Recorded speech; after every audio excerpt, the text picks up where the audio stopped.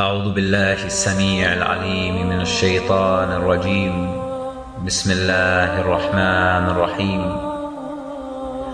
دعاء للإمام المهدي ناصر محمد اليماني يقرأه عليكم أحد أنصاره إلى الله. بسم الله الرحمن الرحيم. وسلام على المرسلين والحمد لله رب العالمين.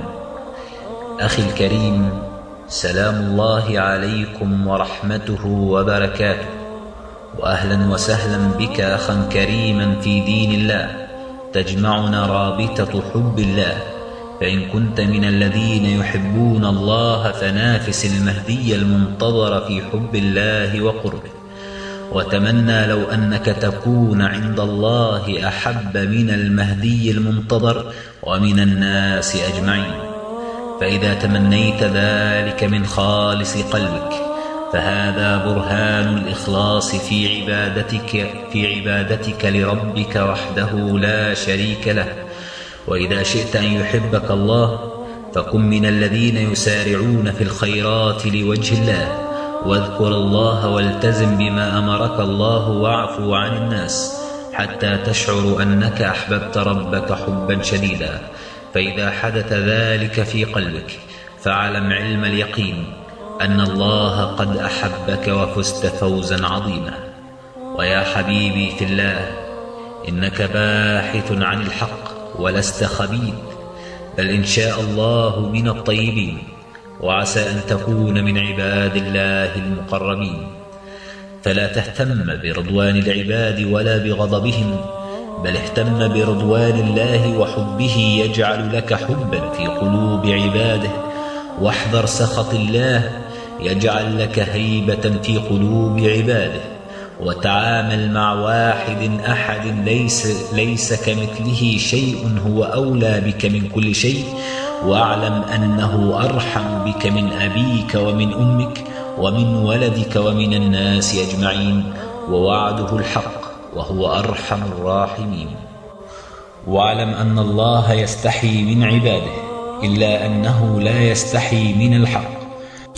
ولكن حين تناجي ربك فقل: اللهم إني أستغفرك وأتوب إليك، اللهم إني لا أحاجك بعملي الصالح في هذه الحياة، فلو أنفقت جبالا من ذهب فإنها في نظري حقيرة في حقك على عبدك، ولن أحاجك بالنفقات ولا بالباقيات الصالحات جميعا، إنما هي سبب لرحمتك، ألا وإن رحمتك هي حجة عبادك عليك، ووعدك الحق وأنت أرحم الراحمين. اللهم إنك قلت وقولك الحق: الكاظمين الغيظ والعافين عن الناس والله يحب المحسنين. صدق الله العظيم. اللهم إني كظمت غيظي وعفوت عن عبادك أجمعين لوجهك الكريم، فلا ينبغي لعبدك أن يكون أكرم منك. اللهم فاعفو عن عبدك وأنت خير الغافرين، واهدني الصراط المستقيم. اللهم واشرح صدري بذكرك، وحبب إلي ما تحبه لعبدك، وكره إلى نفسي ما تكرهه لعبدك، وثبت عبدك على ما تحبه وترضاه برحمتك يا أرحم الراحمين. وإذا دعوت ربك بهذا الدعاء ولم تشعر بقلبك يخشع وعينك تدمع، فاعلم أن في نفس الله شيء منك، فلا تقوم من مجلسك حتى ترضي ربك، وقل: يا رب لك العتبى حتى ترضى، يا حبيبي ومطلوبي، يا غافر ذنوبي ويا ساتر عيوبي.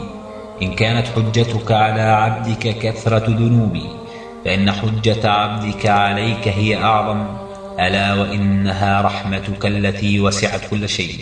اللهم فاغفر لي وارحمني برحمتك، فإن لم ترحمني فمن يرحمني من بعدك وأنت أرحم الراحمين. ثم استمر بالمناجاة حتى تشعر أن الله قد رضي عنك وغفر لك ما تقدم من ذنبك، وعلامة ذلك أن يخشع قلبك وتدمع عينك في خلوتك بربك، وفي تلك اللحظة سوف تشعر بكره شديد لكافة المعاصي والشهوات، وتشعر بحب الصالحين وعملهم، وذلك هو الهدى من الله قد ألقاه إلى قلبك. فحافظ على النور الذي ألقاه الله في قلبك، وكن من الشاكرين. وسلام على المرسلين، والحمد لله رب العالمين. أخوك الإمام المهدي ناصر محمد اليماني.